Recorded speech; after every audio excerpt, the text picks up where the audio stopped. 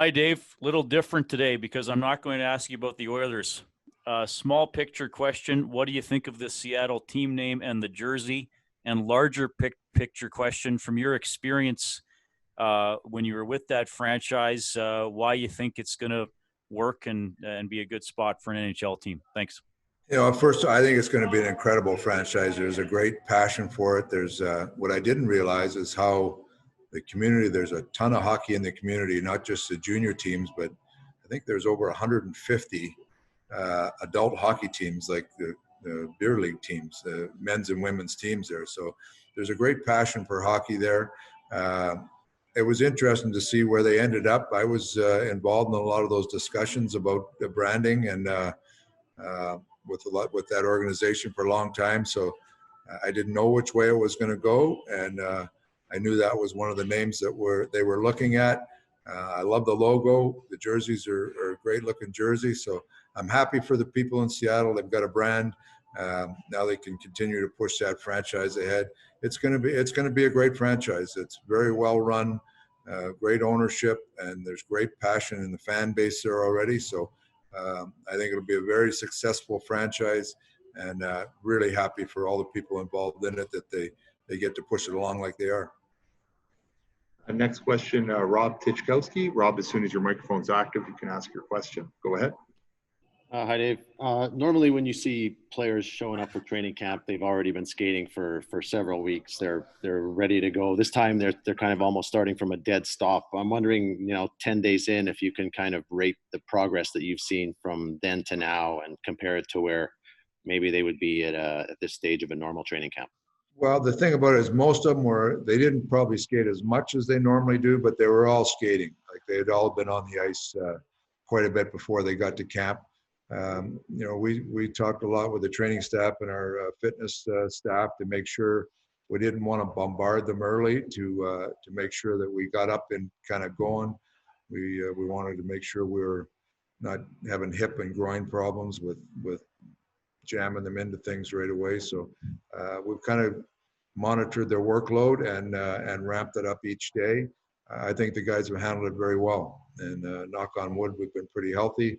The guys are competing hard in practice, and we've tried to go 3 hard days and then give them a day off, and then 3 hard days again, and they seem to have handled it very well. So we've we got another week to go here. We've got some work to do here yet, but today was a real good work day for us. We had a bit of a skate at the end, so I think they're feeling good about where they're at, but they know there's still some growth that we have to do before we start game 1.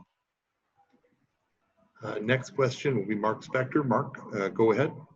Dave, the goaltending in the NHL is shifting now towards sort of a 50-50 thing, like what you guys had this year. Yeah. More and more teams are doing that. But in the playoffs, we still always go with one guy and ride him. With this particular playoffs, there's back-to-back games. There's like every second night. Have we finally hit a point where we're going to see coaches, maybe yourself, using 2 guys on a regular basis throughout a playoff run? Well, it's always a read and react. I mean, you got, when you have a hot goalie, most coaches would say they were going to go with the hot goalie. But, we've been in a situation all year where both our guys have played well. Our team has confidence in both guys. So it's, I wish I could tell you how it's going to go, but a lot of times you just end up with a feel, who you think is going to give you the best chance to win that night, or there might be, injury situation, tweaks here or there that you're concerned about. So there's a number of different things that come into it, but ultimately, I think, I said it last week, I think both our guys will play. Can I say that 100%? No, I can't say that 100% because I've seen times when guys get on a roll and away they go.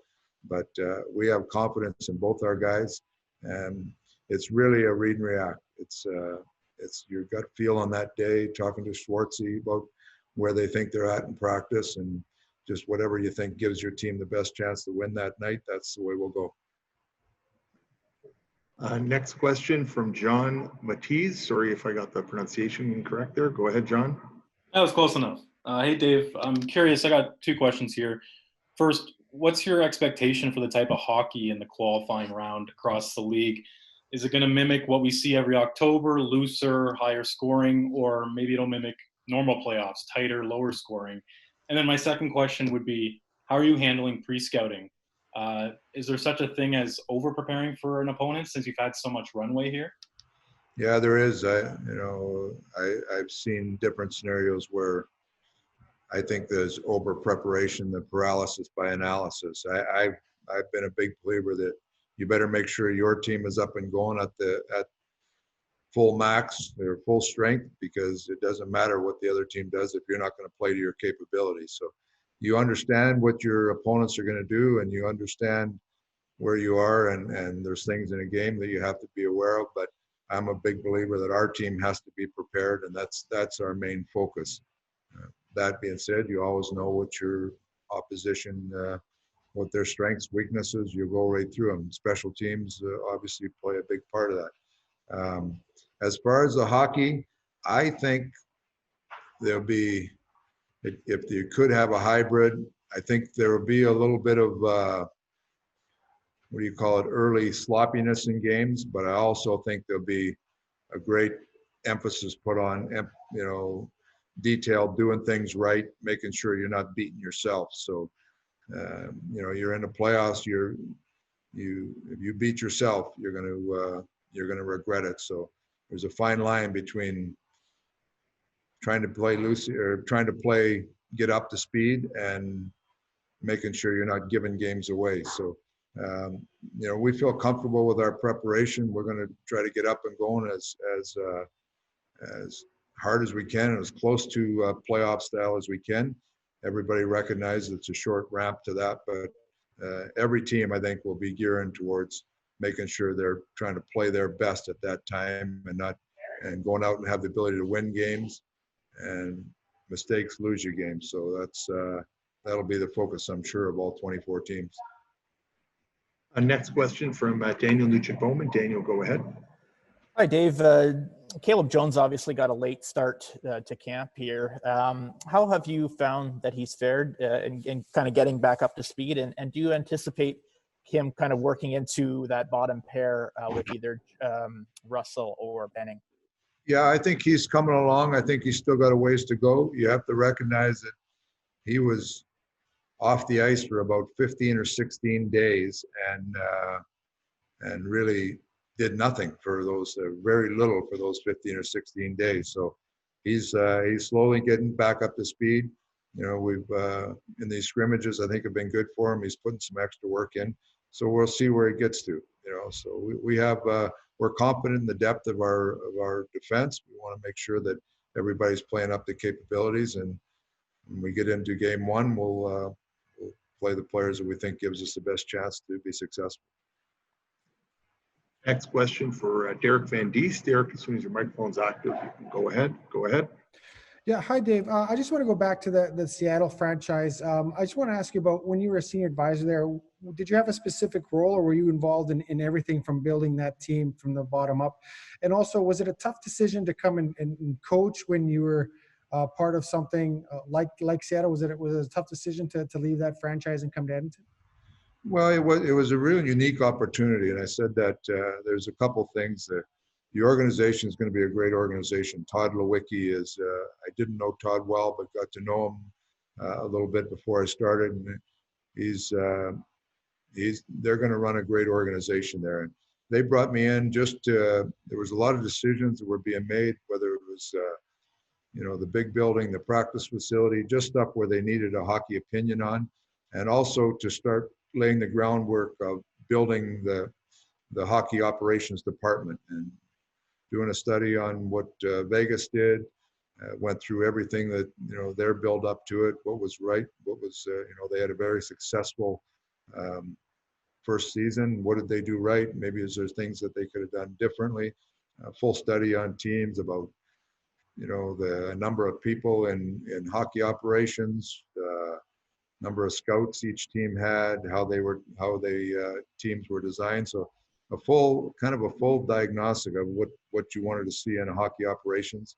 And then the last part of it was involved in trying to figure out who the best general manager, who the best person to run the hockey operations was. So that was I was involved in that role right till I left. So great experience. I enjoy all aspects of the game, from playing to coaching, and then when the opportunity came to coach the Oilers, I looked at it as this is the team on the rise and has a chance to become a real top team and do something special. And to work with Kenny Holland and the ownership here, it was a hard decision, but a decision that I'm grateful I made. I've enjoyed my time in Edmonton, and they're going to have a great franchise in Seattle. So happy where I am, but also happy for Seattle that they're moving along. And then we'll take one final question from Tony Farrar. Tony, as soon as your microphone's active, you can go ahead. Dave, the scrimmage on Saturday will be honoring former teammate Colby Cave. Just how much are you guys looking forward to that memorial game? And also, how has the team responded in terms of keeping Colby at the forefront and really coming in unison and doing something together all for Colby? I think Colby's always in everybody's thoughts. You know, he was a great teammate, a good friend to everybody. We just thought this game would pay respect to him and his family. You know, I think the players are looking forward to it. There's an aspect of they don't, you know, they respected everything that Colby brought to our team. And like I say, they want to pay their respects. Also, there's you know, the foundation that has been put in place in Colby's name is the players care about that. They want to see that help people that Colby would have wanted to help. And so everything that kind of has gone behind it is a way to kick that off. And our players are, it's a very meaningful game for them. You know, Colby, like I say, was a good teammate, or a great teammate, great friend to a lot of these guys. And I think they want to really pay their respects with everybody wearing Colby's number.